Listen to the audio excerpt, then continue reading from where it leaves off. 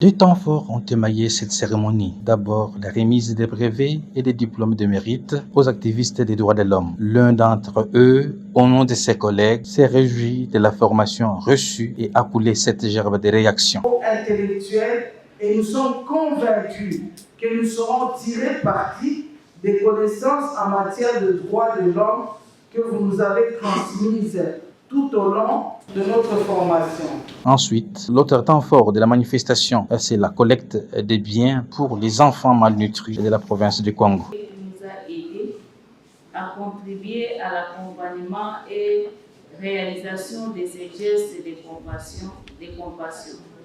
Qu'il nous soit permis de vous saluer et remercier chacun de vous de nous avoir honorés par votre présence dans ce beau cadre du ministère de l'Intérieur. En effet, chers amis, ceci s'inscrit dans la suite de la campagne de collecte de fonds lancée pour les enfants malnutris du Congo la fois passée ici au ministère de l'Intérieur. Il y a peu, les autorités de la province avaient déclaré une épidémie dans cette partie du territoire exacerbée par la malnutrition aiguë, notamment des enfants avec plusieurs centaines de décès enregistrés selon les données à notre disposition.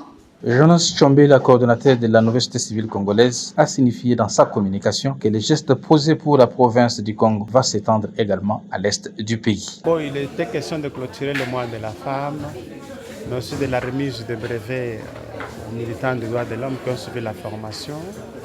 En même temps, remettre le diplôme de mérite à des hommes et des femmes qui ont traversé la nouvelle société civile plus de 16 ans. Sans attendre en retour qu'on le paye comme des volontaires, il fallait les reconnaître ce travail, mais aussi de faire un geste de compassion avec les enfants malnutris de Kwango, que nous devions mobiliser les biens, les quelques biens qui ont été mobilisés pour eux. Et aussi l'opération était déjà lancée et ça va se poursuivre de telle manière à ce qu'on puisse venir au secours de ces enfants de 14 zones de santé qui sont malnutris, y compris leurs parents. Un appel est lancé aux bonnes volontés qui ont les biens, les médicaments, les habits. Et quand nous parlons des enfants de Congo, nous pensons aux enfants de l'Est du pays. Donc un geste de compassion peut sauver une vie.